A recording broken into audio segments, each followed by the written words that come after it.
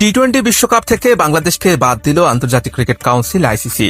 টাইগাররা বাদ পড়ায় কপাল খুলে গেছে স্কটিশদের। বাংলাদেশের পরিবর্তে ভারত বিশ্বকাপে স্কটল্যান্ডকে অন্তর্ভুক্ত করার সিদ্ধান্ত নিয়েছে আইসিসি। ভারতের নিরাপত্তা পরিস্থিতি নিয়ে উদ্বেগ জানিয়ে বাংলাদেশ ক্রিকেট বোর্ড বিসিবি দল পাঠাতে অস্বীকৃতি জানানোর পর প্রায় 3 সপ্তাহ ধরে চলা আলোচনা শেষে এই সিদ্ধান্ত নেওয়া হয়, এমনটাই জানিয়েছে ক্রিকেট ওয়েবসাইট ESPN ক্রিক ইনফোর খবরে।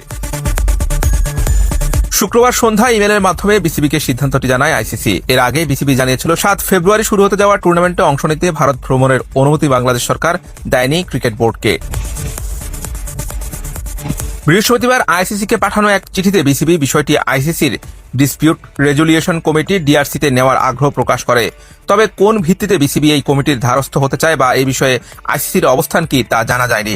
ডিআরসি আইসিসি কর্তৃক গঠিত একটি স্বাধীন প্যানেল, যা সদস্য বোর্ড ও সংস্থাটির মধ্যকার বিভিন্ন ধরনের বিরোধ নিষ্পত্তিতে সহায়তা করে।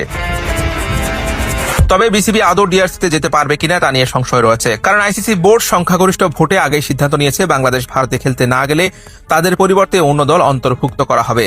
ডিআরসির ধারা 1.3 অনুযায়ী এই কমিটি আইসিসি বা এর অধীন কোন সিদ্ধান্ত গ্রহণকারী সংস্থার সিদ্ধান্তের বিরুদ্ধে আপিল কর্তৃপক্ষ হিসেবে কাজ করতে পারে না, বরং শুধুমাত্র সেই সিদ্ধান্তের আইনগত বৈধতা চ্যালেঞ্জ করার এখতিয়ার রাখে। চূড়ান্ত সিদ্ধান্তের আগে বুধবার ভিডিও কনফারেন্সের মাধ্যমে আইসিসি বোর্ডের একটি জরুরি বৈঠক অনুষ্ঠিত হয়।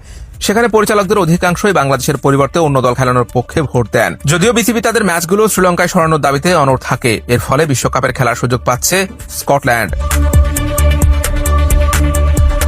কারণ বিশ্বকাপে সুযোগ না পাওয়া দলগুলোর মধ্যে সর্বোচ্চ র্যাঙ্কিং স্কটল্যান্ডের। বাংলাদেশ না খেললে বদলি হিসেবে তাই স্কটল্যান্ডের জায়গা পাওয়াটা প্রত্যাশিতই।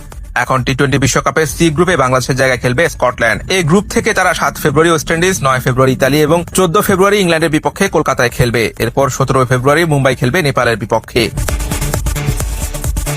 টাইগার ভক্তরা আশায় ছিলেন অন্তত শেষ হাসিটা তারা হাসবেন। যে কোনো ভাবেই হোক কিংবা মিরাকলেই হোক বাংলাদেশ বিশ্বকাপে যাবে, কিন্তু সেটি আর হলো না।